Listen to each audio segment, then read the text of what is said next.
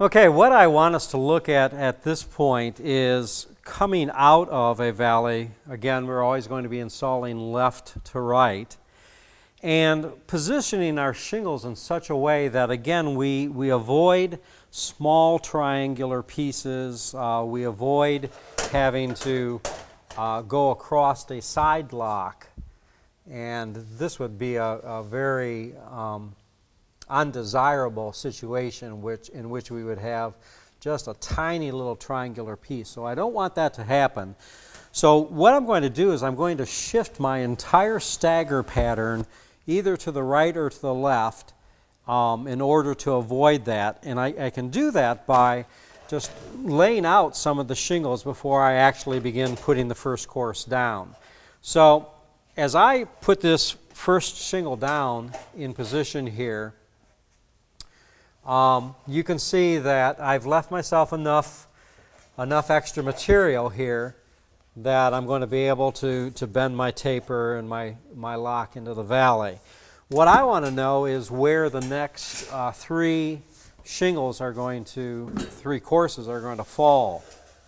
Now remember on the Castlewood that our standard stagger pattern is full, 3/4, 1/4, 1/2, and that those are represented as marks just to the right of each of the tabs. So here's 3/4, there's 1/2, there's 1/4. So this represents my first full course.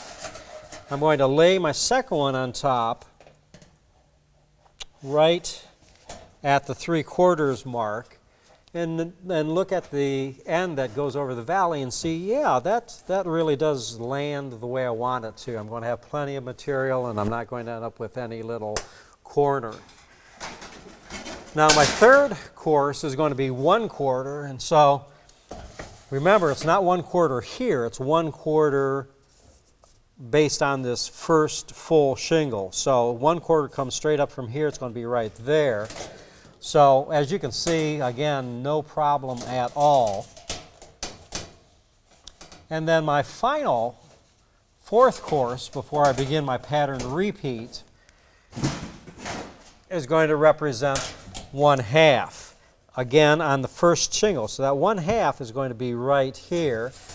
So I'm going to put that up about right there and look at that. And as I look at that up there, if it falls like this, I'm going to end up with an unfortunate circumstance up there needing a little triangle. Now I can do one of two things. I can simply shift this fourth course just a little over, seeing how it's approximately where it needs to be. One thing that I want to try to avoid is lining up any rain grooves, so I'm going to adjust it accordingly. Or I could just shift the entire 4 courses 2 inches to the left. And that way, this fourth course will have all the material it needs and not need a small little triangle up at the top.